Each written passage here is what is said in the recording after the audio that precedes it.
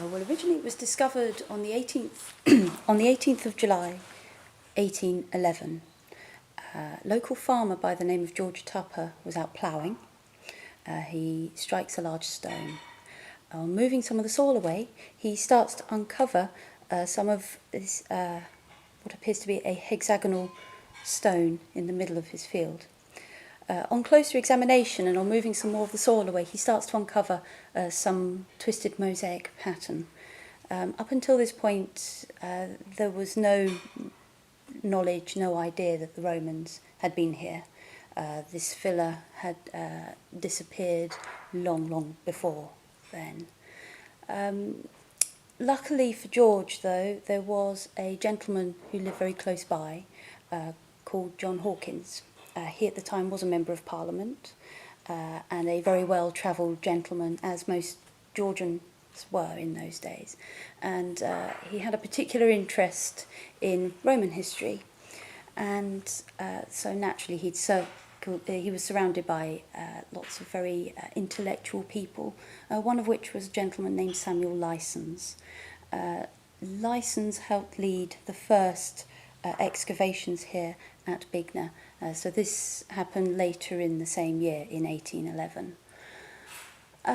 The cover buildings that we have are actually of historical interest in their own right.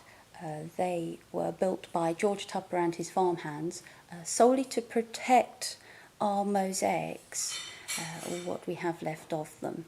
And just to make the job a little bit quicker, they did actually use the Roman foundations that were left behind, which is why we look the way we do today. We are lucky, though, because we are actually still owned by the Tupper family to date, so it has remained very much part of the family. Who actually lived here? Who lived here? We don't really know. All we know is they enjoyed a great deal of prosperity through farming. One suggestion is that maybe the family were Romano-British, so local people who enjoyed the Roman lifestyle. But apart from that, we can't be too sure exactly who they were. Yeah, and why would they build such a great, grandiose villa around in this area where is absolutely nothing? Well, I suppose surrounding the villa, still very much today, it's still prime farmland. And so this would have probably been the main attraction for our Roman family in the first place. And starting off quite small, they built up their business and indeed the villa. It grew quite gradually. So the first building actually appears, well, the first substantial Roman building appears in about 190 AD.